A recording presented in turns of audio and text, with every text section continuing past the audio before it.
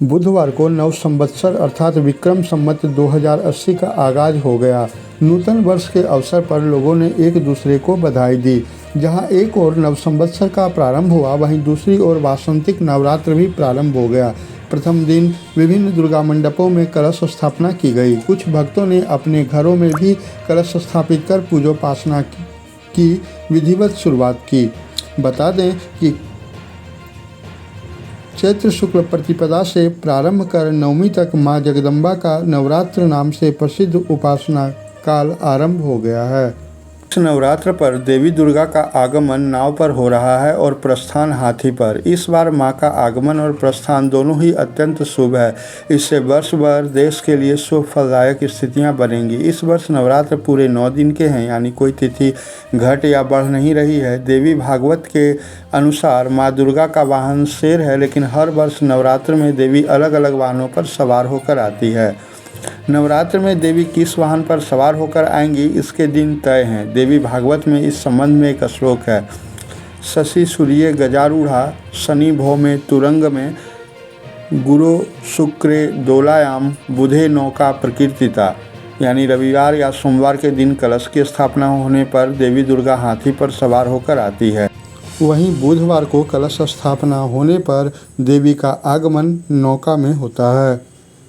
वहीं झारखंड के मुख्यमंत्री हेमंत सोरेन ने चैत्र नवरात्रि, गुड़ी पड़वा, उगादी और हिंदू नववर्ष की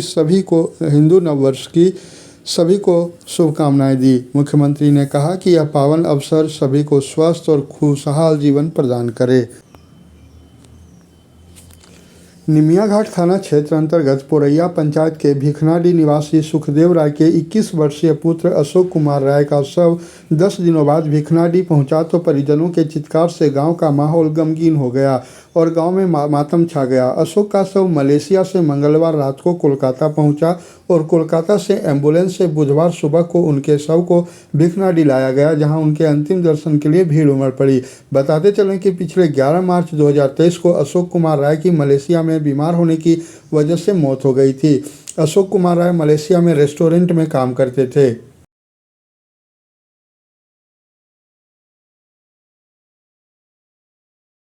जल जीवन मिशन के तहत बुधवार को समाहरणालय सभागार कक्ष में निदेशक डीआरडीए की अध्यक्षता में विश्व जल दिवस पर एक कार्यशाला का आयोजन किया गया, जहां सभी अधिकारियों व कर्मियों को शपथ दिलाई गई।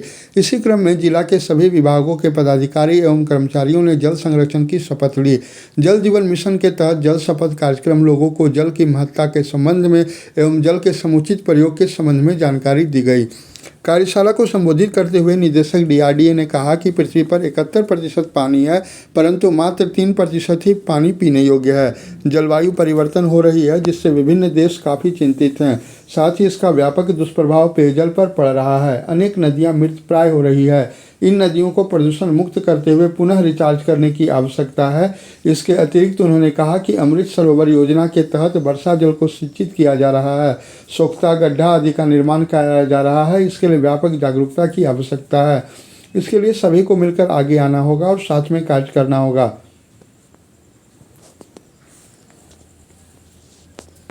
बुधवार को प्रखंड सभागार में मीजल्स रूबेला का द्वितीय प्रखंड स्तरीय टास्क फोर्स की बैठक की गई, जिसमें स्वास्थ्य प्रभारी, चिकित्सा पदाधिकारी एवं प्रखंड कार्यक्रम पदाधिकारी तथा शिक्षा से प्रखंड शिक्षा प्रसाद पदाधिकारी एवं BTT, WHO, यूनिसेफ के प्रतिनिधियों ने भाग लिया।